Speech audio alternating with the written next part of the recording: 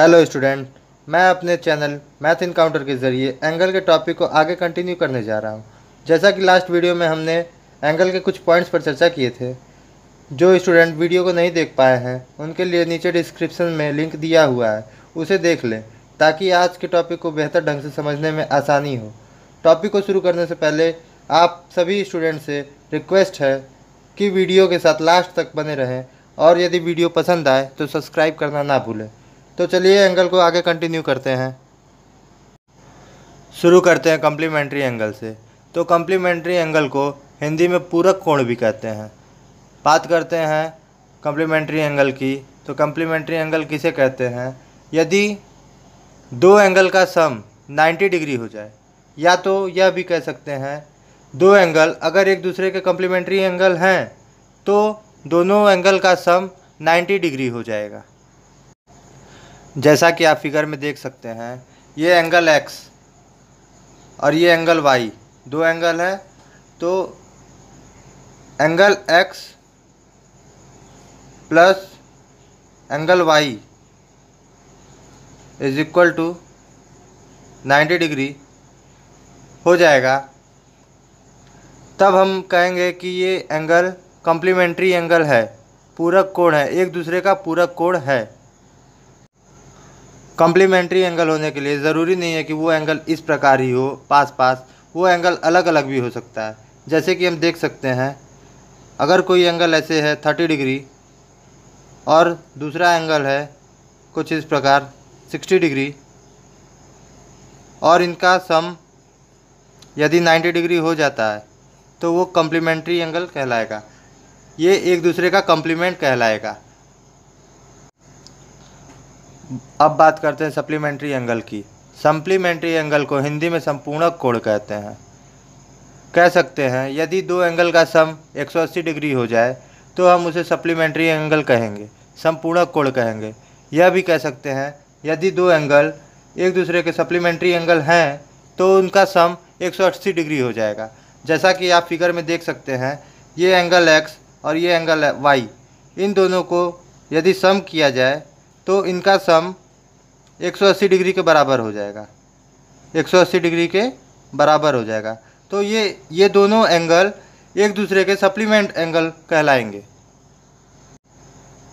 Supplementary angle होने के लिए दो एंगल का सम 180 डिग्री होना आवश्यक है।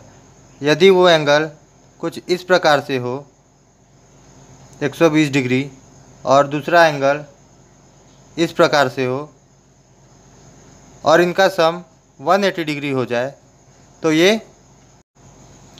एंगल एक दूसरे के सप्लीमेंट एंगल कहलाएंगे। बात करते हैं एडजेसेंट एंगल की। तो एडजेसेंट एंगल को हम हिंदी में आसन्न कोण कहते हैं। एडजेसेंट एंगल होने के लिए कुछ कंडीशन को फॉलो करना पड़ता है, जैसे कि वर्टेक्स कॉमन होना चाहिए, वन साइड कॉमन हो और डू नॉट ओवरलैप, एक दूसरे पर ओवरलैप ना करे। जब दो एंगल इन तीन कंडीशन को फॉलो करती हैं तो वो आपस में एक दूसरे का एडजेसेंट होता है। जैसे कि हम इस फिगर में देख सकते हैं, एंगल 1 और एंगल 2। एंगल 1 और एंगल 2 दो एंगल हैं जिनमें ये साइड कॉमन है और दोनों का वर्टेक्स भी कॉमन है। वन साइड कॉमन है और इनका वर्टेक्स कॉमन है और ये एक दूसरे पर ओवरलैप नहीं करते हैं। तो इसे हम कह सकते हैं कि एंगल 1 और एंगल 2 एक दूसरे का एडजेसेंट है। एडजेसेंट एंगल को बेहतर ढंग से समझने के लिए इस फिगर में बात करते हैं। देखते हैं एंगल 1, एंगल 2 और एंगल 3, यहाँ पे तीन एंगल दिए हुए हैं। हम बात करते हैं एंगल 1 और एंगल 3 में। तो एंगल 1 और एंगल 3 में ये इनका वर्टेक्स तो कॉमन है लेकिन इनमें कोई साइड कॉमन नहीं है, इसलिए इसमें ये कंडीशन फॉलो नहीं कर रही है, ये साइड वाला कंडीशन फॉलो नहीं कर रहा है, इसलिए हम एंगल 1, एंगल 3 का एडजेसेंट एंगल नहीं होगा। बात करते हैं एंगल 1 और एंगल 2। इस फिगर में बात करते हैं एंगल 1 और एंगल 2, इनमें साइड तो कॉमन है, ये साइड इनमें कॉमन है लेकिन इनका वर्टेक्स कॉमन नहीं है, इनका वर्टेक्स अलग अलग है। तो इसमें भी ये वर्टेक्स वाला कंडीशन फॉलो नहीं कर रहा है, तो हम इसे भी कहेंगे ये एंगल एक दूसरे का एडजेसेंट नहीं हो सकता। जो स्टूडेंट मेरी वीडियो देख रहे हैं और उन्हें मेरी वीडियो पसंद आ रही है तो प्लीज़ लाइक और सब्सक्राइब कर दें, ताकि मैं ऐसे ही अच्छे अच्छे वीडियो आपके बीच लेकर आता रहूं। तो आइए बात करते हैं अब लीनियर पेयर ऑफ एंगल की, कोणों का रैखिक युग्म। जब दो स्ट्रेट लाइन आपस में एक दूसरे को इंटरसेक्ट करते हैं और उनके एडजेसेंट एंगल का सम, एडजेसेंट एंगल 1 और 2 ये एडजेसेंट एंगल है, इनका सम 180 डिग्री हो जाए। कहने का अर्थ है जब इनका सम सप्लीमेंट्री हो जाए तो इस एंगल को हम लीनियर पेयर ऑफ एंगल के नाम से जानते हैं, लीनियर पेयर ऑफ एंगल कहते हैं। जैसा कि आप फिगर में देख सकते हैं, इसमें 4 लीनियर पेयर दिखेंगे। एंगल 1 और एंगल 2 इनका सम 180 डिग्री होगा। क्यों? क्योंकि ये स्ट्रेट लाइन पर हैं और स्ट्रेट लाइन 180 डिग्री का कोण बनाता है, 180 डिग्री का एंगल बनाता है। इसी प्रकार एंगल 2 और एंगल 3 इनका भी सम 180 डिग्री हो जाएगा, ये भी स्ट्रेट लाइन पे है। सिमिलरली एंगल 3 और एंगल 4 और एंगल 1 और एंगल 4 इनका भी सम 180 डिग्री हो जाएगा। तो ये 4 लीनियर पेयर ऑफ एंगल इसमें होंगे। नेक्स्ट बात करते हैं करस्पॉन्डिंग एंगल की। तो करस्पॉन्डिंग एंगल को हम हिंदी में संगत कोण कहते हैं। जैसा कि हम जानते हैं जब दो लाइन को कोई तीसरी लाइन इंटरसेक्ट करे तो उस लाइन को हम ट्रांसवर्सल लाइन कहते हैं। क्या कहते हैं? ट्रांसवर्सल लाइन, हिंदी में तिर्यक रेखा। इस ट्रांसवर्सल लाइन से हम देख सकते हैं इस फिगर में कि दोनों लाइन पर 4 एंगल बन रहे हैं। हम किसी एक एंगल को लेकर के बात करेंगे। हम बात करते हैं एंगल 1 की। हम एंगल 1 को लेकर के बात करते हैं तो एंगल 1 से दूसरे वाले लाइन पर सामने के एंगल को मैच कराएंगे तो जो सामने का एंगल मिलेगा उसे हम संगत कोण कहते हैं, करस्पॉन्डिंग एंगल। कहने का मतलब ये है कि जो एंगल 1 होगा वो एंगल 5 के करस्पॉन्डिंग हो जाएगा। यदि दोनों लाइन पैरेलल होंगी, ये लाइन और ये लाइन आपस में पैरेलल होंगे और ये तिरछी रेखा, ये ट्रांसवर्सल लाइन अगर दोनों लाइन को काटते हैं तो जो इनके करस्पॉन्डिंग एंगल होंगे वो इक्वल हो जाएंगे। जैसे कि एंगल 1 एंगल 5 के इक्वल हो जाएगा, एंगल 2 एंगल 6 के इक्वल हो जाएगा, एंगल 3 एंगल 7 के इक्वल हो जाएगा, एंगल 4 एंगल 8 के इक्वल हो जाएगा। बात करते हैं अपोजिट एंगल की। तो अपोजिट एंगल को हम हिंदी में विपरीत कोण कहते हैं। जब दो स्ट्रेट लाइन आपस में एक दूसरे को कट करता है तो वो एंगल का फॉर्मेशन करता है, एंगल बनाता है।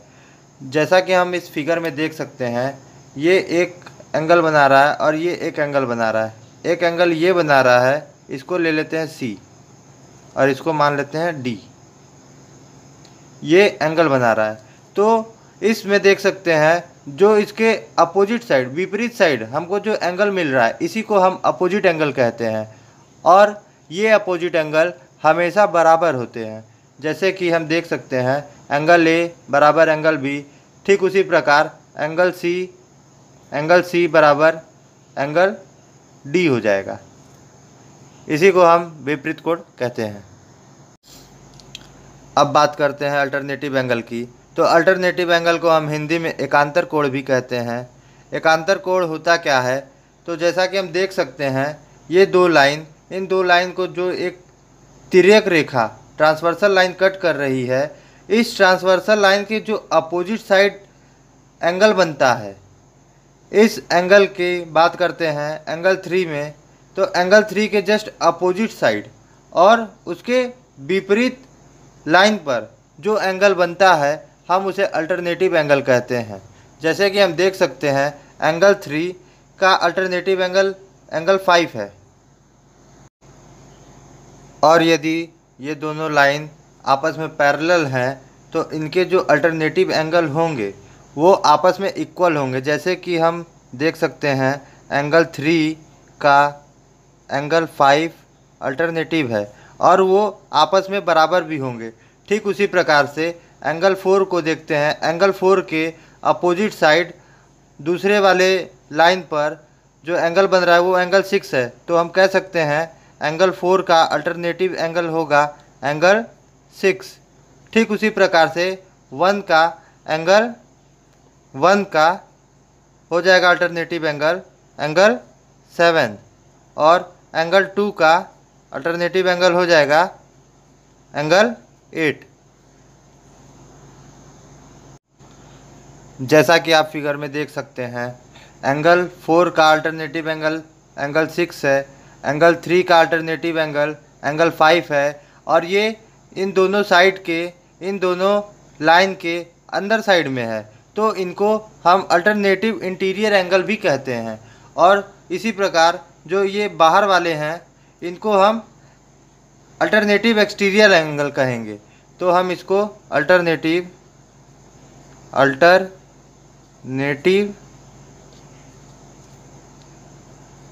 इंटीरियर एंगल कहते हैं और इसी प्रकार से इसको अल्टरनेटिव एक्सटीरियर एंगल भी कहते हैं। अब बात करते हैं को इंटीरियर एंगल की, तो इसे हम हिंदी में आंतरिक कोण भी कहते हैं। जब ट्रांसवर्सल लाइन के किसी एक साइड में जो दोनों लाइन के अंदर एंगल बनते हैं उन एंगल को हम को इंटीरियर एंगल कहते हैं और इन को इंटीरियर एंगल का सम 180 डिग्री होता है। जैसा कि आप फिगर में देख सकते हैं ये जो एंगल x है, ये एंगल x और ये एंगल y दोनों ही इन दोनों लाइन के अंदर साइड इंटीरियर साइड में बने हुए हैं और इस ट्रांसवर्सल लाइन के एक साइड में है और इनका sum angle x plus angle y is equal to 180 degree होता है। कैसे? अब हम इसको चेक करते हैं। जैसे कि ये एंगल y देखते हैं तो इस एंगल के करस्पॉन्डिंग है, इसको मान लेते हैं हम z, इसको हम मान लेते हैं z। ये y एंगल जो है इस एंगल z के करस्पॉन्डिंग है, इसका मतलब ये जो एंगल y होगा वो एंगल z के बराबर होगा, ये एंगल y एंगल z के बराबर होगा। अब हम बात करते हैं इस लाइन पे, ये लाइन देखते हैं ये एक स्ट्रेट लाइन बन रहा है और ये लीनियर पेयर बन रहा है, तो हम बोल सकते हैं angle x plus angle z is equal to 180 degree. Linear pair से ये 180 डिग्री हो जाएगा, तो एंगल z के जगह पर हम एंगल y रख सकते हैं। तो देखते हैं angle x plus angle y is equal to 180 degree. आप सभी स्टूडेंट से मेरी गुजारिश है कि यदि आपको मेरी वीडियो पसंद आ रही है तो प्लीज़ सब्सक्राइब ज़रूर करें। यदि आप चाहते हैं कि मैं आगे भी ऐसे ही वीडियो आपके लिए लेकर आता रहूं तो लाइक और सब्सक्राइब करना ना भूलें। जय हिंद।